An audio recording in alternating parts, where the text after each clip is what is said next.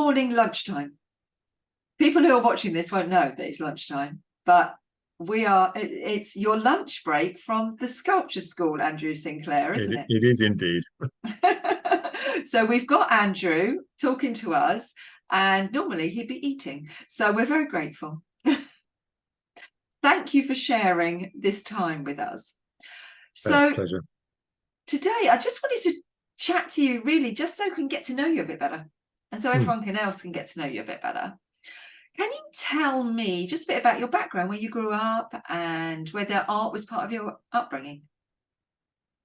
It is fascinating in life when you look back on things that what was complete confusion at the time, when you look back, becomes a sequence of events that leads to where you believe your success is. And when I look back on my childhood, I was fascinated by model making. I was fascinated by the human form. And my father was a silversmith, and he used to bring back things like copper wire that he thought I could play with. And I did. I would make little copper frames, and around those copper frames, I would put papier-mâché and make sharks and badgers and other things and dinosaurs, of course, because I've never grown up dinosaurs. All those things were made back then in a way that came from my imagination, and what my father was showing me was a practical way of doing things. And that led to a fascination with clay. So to the point where I thought that plasticine was something that kids had. I didn't want plasticine. I wanted real clay. And there was a little place down in the woods, down near the sea. I lived in Poole in Dorset, where there was a bank of clay. Sadly, just above the bank of clay was a little outlet for sewage. Oh. But I would go down there and dig the clay out. And interestingly, I was watching a program about Rodin. And of course, in his day, he had to dig clay out of the ground as well. You couldn't go and buy clay like you can today. So in effect, what I was doing was something that was an age-old thing, that I was collecting the material to make the sculptures that I wanted to make. And they became more sophisticated, actually. They always smelt of poo, but they were more sophisticated. And it was that, looking back on it, that was a very early sign of the fact that I was less interested in painting and drawing and much more interested in three-dimensional work. And later on, when I did 2 terms of a foundation course at Bournemouth, because I really wanted to become an artist. And at the time, I was working for a lovely lady in the print industry who felt that I needed to get qualified in order to be able to move forwards. And during this course, we were taught to do figurative drawing, life drawing. And one of the students that had been there longer was doing a portrait of a person. He was doing the whole figure in clay. And I was utterly fascinated by this, infinitely more so than I was with drawing. But it is interesting when you're young, is that I was not aware of the fact that I was that fascinated. I was still taken with the idea that I was doing art per se, not necessarily sculpture. And frankly, I hated that foundation course. It was the onus being entirely on abstract art and shape and form didn't press my buttons. And I pulled out. I just left it because I felt frustrated. And my life became very complicated after that. I went to live in South Africa and all sorts of things happened. But I could see, looking back on it, those early factors that were pointing in a direction that was later to become something that filled my entire life. And it still does. I think to the day I die, I'll die sculpting with a blade in my hand. And that's, looking back on it, I think that's where that inspiration came from, and that later on became something much more important. It is interesting, isn't it? Because as children, we're just doing. We're just so it's just so instinctive, and we're just doing things, and we don't think deeply about the meaning of life and where this might lead us. And oh, I must be a sculptor. I remember being at school, I didn't even know you could be an artist. No. I didn't even know that was a thing. that you could, you know, careers. Would you like to work in an office or in a shop? You know, it wasn't presented to us as an option. So it is really interesting looking back and going, oh, I get it now. Do you think there were key people around you? You know, you're saying about this guy, and your dad, but do you think there are other key people around you who were influencing you at that time as well? Now you look back. That lady that I worked for, her name was Eileen Sinclair. She was no relation of mine, actually, but she was definitely a kind of auntie type figure. I got to know her very well, and I worked for her probably for about a year doing design work for her printmaking. And of course, it was very different in those days. You had to make each image in the different colors of the print, so you were repeating images and so on. So I was learning to produce designs, some of which actually oddly is still around. I think one of the designs I did, the company's still there, still using the same logo. It was her that suggested that I became an artist, that I did something with my ability as an artist, which was always based upon that practicality. I mean, making stuff for printmaking at the time, you had to copy the same image over and over again with tracing paper and so on in order to be able to get the colors that you needed, so that they could print it literally with ink. So all of this stuff's been forgotten now, of course, because you just press a button on a computer now. But it was that practical background that I came from, and it wasn't until much later, I think, that anything to do with art came through. Sadly, I went on to do everything else but art. The foundation course put me off so strongly, and I think it still does in a way when I look at the way that degrees are formulated now. It's very prescriptive. You cannot do figurative art, and it's very hard, particularly in sculpture, to be able to get any kind of figurative help whatsoever. In fact, I think, without blowing my own trumpet too much, but I do think that here in the sculpture school and in Florence at the Sculpture Academy, these are the only two places now where you really learn the tools that you need psychologically to be able to create really beautiful sculpture. Yeah, figurative sculpture. I think Figurative that sculpture. You're right. I think it is very conceptual, isn't it? It's they're trying to help students seek something new, but as a foundation, they probably just need to understand what already exists first. That's true, and to me, it didn't press my buttons. And it's not that I'm saying that conceptual art is wrong. It's not, absolutely not. I use it and do it all the time, and I certainly use it in aspects of my figurative sculpture as well. It's just that it's about inspiration, I think, and if that's not coming from your soul, then you're not doing the right thing. If you're doing what other people tell you to do, you're not doing the right thing. What it has to feel is something in your heart and something in that sixth sense in your brain that tells you this is what really, really turns me on. And in my world, that is figurative sculpture. And it's that's the reality to me, not a decision as to whether or not figurative is better than or vice versa than conceptual art. I don't think it is. It's just a different form, and it's about the passion that you feel that's the most important thing. Don't let people tell you where your passion lies. Feel the passion. That's so important, isn't it? We are kind of numb to feelings, I think, as a society. We kind of not, you know, as we go through and have, you know, various experiences in our life, I think we do numb ourselves a little bit in order to just cope with life, especially after COVID as well. Yes. Numbing, generally numbing. It was a generally numbing period. But you're right, we do need to connect back. They say that we can only name like 6 or 7 feelings, and actually that we have a spectrum of thousands of feelings every day, and reconnecting with those is really important. So understanding your intuition, what your soul is telling you, because that's what makes us that individual human. There is a renaissance around life drawing. I found there's a big renaissance around life drawing. Have you seen that yourself? Yeah, I'm really excited about it. We work with UCL and in Falmouth University, teaching anatomy, and we've also done the same oddly in Bournemouth, because that's where I started out. And there is definitely a renaissance in this. They want to know this anatomy. They want to be able to understand how you physically draw something.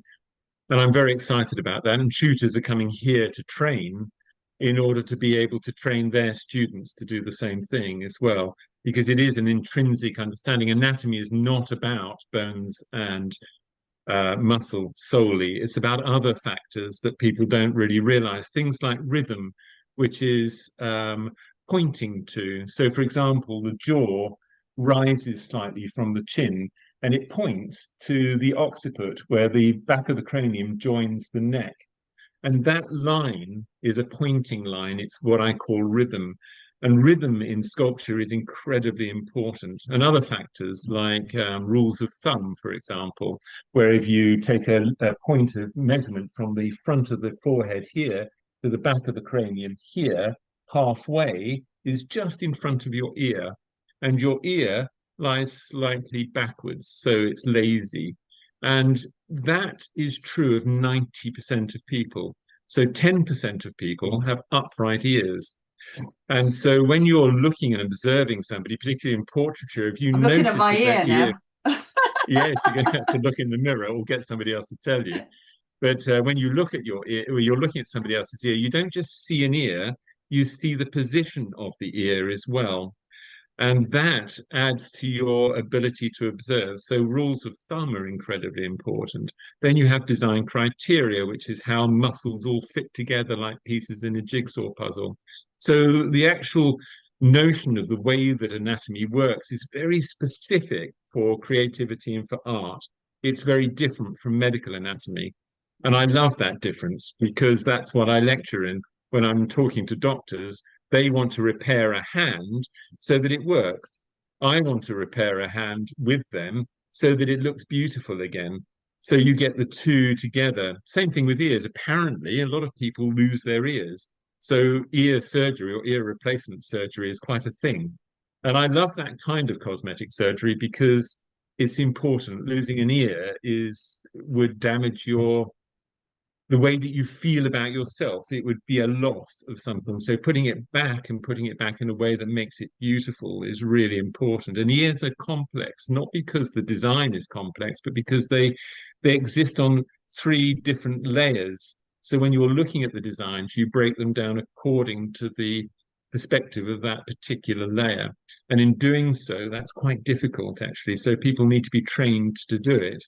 So you need a doctor that's not only a brilliant physician, he's also brilliant at art, so that they can see how a beautiful ear is formulated and they can carve it out of cartilage that's been grown in a petri dish. So it's there's a huge relevance to all of this that Wow. runs right the way across the spectrum. Yeah, you don't realize, do you? They stay STEM and then STEAM with the science, maths, art, and etc. And they are all interrelated because you need They to are have hugely. some sort of mathematical knowledge, don't you, to be able to do the rule of thumb, for instance. Yeah, yeah. Part of our Why? logo is, sorry, go on. I was going to say, and you carry on. You say what you're going to say, No, I part of was your just going to logo. say, as part of that, part of the way that I think about what I do is it's where art and science meet. It is a point where you are creating something from a piece of clay that has charisma, aura, and personality. And you do that by using what I call tricks of the trade, really, and all these aspects that come together. It is where science and art meet, I think. Mm. You do molding. Hmm. Why did you choose that over carving? And do you teach carving? We don't teach carving. The reason is that everyone thinks that I'm incredibly patient because the sculptures that I do are complex and detailed. But the reality of it is that all of it is a trick. And I'm not that patient. So I want things to happen quickly. So when I'm putting clay on, it's lovely. I can make a gesture in clay, which is like drawing a line on a piece of paper. And if that gesture is wrong, I can move it or take it away or remodel it. When it comes to carving, the process slows down enormously, and you have to use a different approach altogether. It's a pointing approach. So if you want to do realist art as a carver, you're using a different skill base, really. And although they did that a lot in the Renaissance, right up to Rodin, did it, was renowned for his marble work. Very often they got somebody else in to do it because they didn't have time to do it themselves. And B, those processes are no longer necessary unless you have a passion for stone or wood, which I don't have particularly. I love the process and I love the result of it, and I love being awed by what they did, but I'm not interested. And Yeah. so what I do is I model and then I take it to a mold and then cast in whatever material is appropriate. And that process I really, really love. And I think it's, again, it comes down to passion, Leslie. It's all about where your comfort zone is and also where your skill base and passion is. Mm. So the sculpture school, what triggered that off? Why did you start teaching, and why did you set up the sculpture school? That was one of those real key moments in life where things changed. I was really struggling to make it as an artist. And I think as an artist, you've got to be incredibly determined because the income base is never, it yo-yos. I find it incredibly stressful and always have done. And when I met Diane, my wife, one of the things that she created with me was the notion that I should teach rather than just creating. And it fascinated me, the teaching side of it, because one of the things that really worried me when I started out as a sculptor was that because nobody trains people anymore to do figurative work, you have to teach yourself. I was teaching myself, in effect, to create commercial work for money. So I was doing that right at the very beginning of my career, whilst working as a manager for another company. And it was that aspect of the way that it grew that so About the I've lost my sculpture school. it's the sculpture. Sculpture school. That's the trouble with getting old, Leslie, is that your mind drifts away from It just went off on its own tangent there. and You're I in got a lost you're in as a I was lovely moving away from you can place. see it in my eyes, you can the panic that goes in You're behind my in eyes. a It lovely was about place. only for me. But anyway, Back to the sculpture everybody school. else in the office is laughing now, so I'll get back to the point. Uh, it was creating the school that made me stop and think about how I did what I did. So I was teaching myself, but at the same time, I was missing certain aspects of it. And I was looking at some of the work that I did. I mean, amazingly, I created a company back in 1999 that became busy and successful. I was working for cruise liners, I was working for other artists, and I was working for private commissions, and I got a lot of work that way. So I managed to run the business okay. But I was looking at my work and thinking half of it, 50% of it, I'd say is below par. So it was not what I thought was good enough. Interestingly, it was good enough for the client, but for me, I felt that I'd just scraped through by the skin of my teeth. And it's certainly that it's design that matters. Design is everything. You can do loads and loads of beautiful fiddly work around the edges, but if the design's not good, then the whole thing doesn't work. And it was that aspect and that realization that made me realize that I could formulate a way of teaching that explained what I was doing in layman's terms. And I think it's that that makes the difference between what I'm teaching here and what is taught elsewhere, is that it's about teaching it in a way that is easy to understand. There's no art language around it that makes it complex. And I can do it because every aspect of the way that I look at sculpture is practical. If I'm using a system, that system has to work. If it doesn't, it's not part of my repertoire and it's not part of what I teach. Mm. So it becomes very focused. And I think that that has grown as the school has grown with me. And rather selfishly, I think I'm the one that's gained the most from this because I love passing on that information. I've got no worries about passing on anything I won't hold anything back. And I know lots of tutors that are my friends, and I know they hold stuff back. They keep it secret so that nobody can become as good as they are. But I've never given away any information that's damaged my career. And I want to give that information away. I want to be able to tell people exactly how to do something and exactly how it works so that they can go on and become great sculptors in their own right. So as the school develops, that's what the prerogative behind it's become. And that skill base that enables me to teach people in a way that they get it straight away has increased. And I love it. I love teaching. I love that performance that you put on to inspire people, because that's what teaching's all about. It's about inspiration. If you want to really learn to become a sculptor, you have to study and you have to practice. And there is no excuse for that. There's no way around it. When students actually agree to do that, a bit like you're finding with me, is when they're ready to do it. So it becomes something that you can't absolutely control. But the school and everything that came from Diane and myself working together, that became something that grew into something that's become quite amazing, actually. I never thought that people would come from all over the world, and I never thought that they'd feel the way they feel about it, which is wonderful. What an amazing legacy you're creating.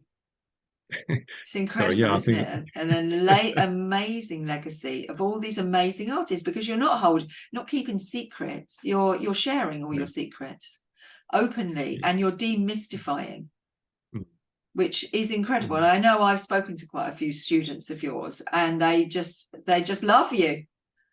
They love the performative aspect of it.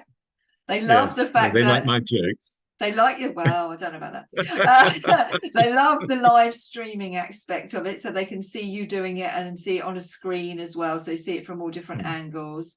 They love the community aspect of it, of sitting down for lunch and, you know, all being together, because you do it for like a week, don't you? You do week sessions, and then you do year sessions.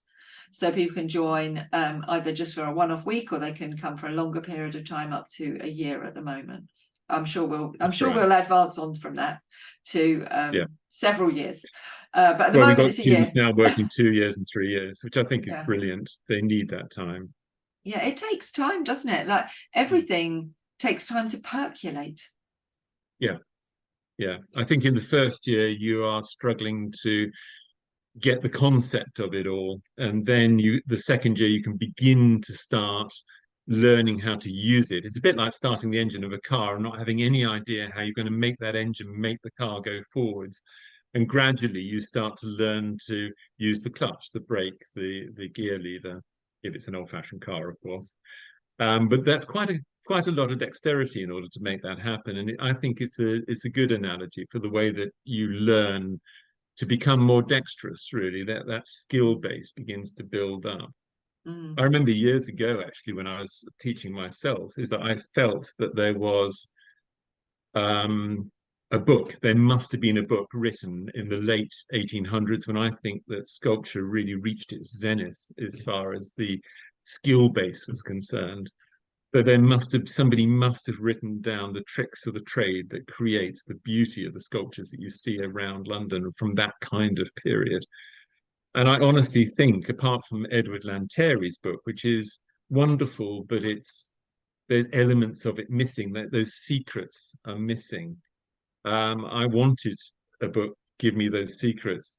I don't think one exists, actually. So what I've done in my career as a teacher is put down those secrets so that it's there for the next generation, the generation after that, so that they can understand how things are made. And it strips away what is the essential belief that it has to come from some sort of amazing talent that is coursing through your body. Talent's brilliant, but it needs controlling and it needs educating, actually, as well. And that's what, I feel, or I've been excited about doing anyway. I love the analogy that if you can make vodka out of a potato, you can pretty much it's not about talent. It's you've said it yourself in this while we've been chatting over and over again. It's not about talent, it's about perseverance, about feeling, and about noticing. noticing that this is something that you could do and you like and you're passionate about. And then you go into the find a talented person who has knowledge, learn, and practice. Absolutely. It fascinates me actually how much practice is involved. And I think, again, as I teach, I'm constantly making maquettes and small pieces to teach the students. I'm doing over and over and over again. So I've made hundreds and hundreds of hands, hundreds and hundreds of little anatomical bodies. And the power that gives you is quite staggering. I find that the legacy of that, from my point of view, and what I want to pass on to my students, is that I'm 62 now, and I can see the rest of my life as very exciting because I will just be able to carry on doing this for the rest of my life. I'll never retire. And it's a new perspective on life for me because we're all taught to retire. We're all taught to get a good job, to be sensible, get a house, do all these things that you should be doing. And then at the age of 50 or whatever, 60, you retire and you go to garden centres and have coffee with your friends. And your world just shrinks away. And actually, it's more and more as I've got older and I've watched my friends do exactly that. I want to do the exact opposite, actually. And life is so much more exciting as it grows and develops, and your skill base grows and develops too. And to give that away as a gift to other people, to me, is just fantastic. Couldn't give anything else. What a lovely thing to give away. Isn't that the ultimate purpose in life? To give it, find what you love, and then give it away. I think so. I always think of Stradivarius. Yeah, I love that idea of like actually, that's it's just our old-fashioned industrial revolution planning and programming, isn't it? It's like, we can't have this workforce forever being there. They're too old now. They're going to hurt themselves or get stuck in a machine, so they have to stop doing it. And actually, we don't live our lives like that anymore. I don't plan to retire. I have no plans to retire, and I have no plans to shrink my life as you describe it, And I love the fact that I have a lot of clients who are 60, 70. I even have some clients who are 80. And you do too at the school. I know that people find art as something that they love to do once they finish doing that job that they were told they had to do to make money and pay their mortgage. Then they come across art, and that's a lovely they're perfect for the sculpture school because they'll have the time and they'll have the wherewithal to be able to spend that time with you learning properly, not in a rush. Brilliant. Thank you. Yes, pleasure. It brings a spiritual aspect to it, which I never saw coming, to be quite honest, that helps you overcome that programming, I think. And I think it's a lovely way to finish the interview, actually. I think it's the magic to that. Yeah, it is. It's a very holistic approach to life, isn't it? It's like looking at life as a whole as opposed to segmented parts. Yeah, exactly. Don't try and break it up. Actually, just live it as a whole and be present in the present moment and do what you think you love. And that's what you're doing. You're living a living embodiment of that and a great role model. Yes, just don't talk to Diane about it, okay? We'll leave it with that one. Don't speak to Diane about it. No. But if you want She's my wife, in case you're wondering. If you want to join the sculpture school and you want to, you're watching this and you think, I need to go there, because they're in the most beautiful location in Devon at Bondley in North Taunton. And I've been there and it's absolutely beautiful. And they have lovely accommodation as well. I can recommend. And they're quite good cooks. I shouldn't give all this away, should I? Then you definitely need to speak to Diane, because she is the lady who knows how to do all the booking and everything. So Diane is your lady about all of that. So or Ingrid, they'll be on the other end of the phone. And if you need, if you feel motivated and desire to go and learn with Andrew, then all the details will be in the all the information underneath this YouTube video, so you'll be able to see that. All the links will be there. Thank you, Andrew, for spending your lunch break with me. It's a pleasure. Thank you. It was brilliant. Thank you. Thanks.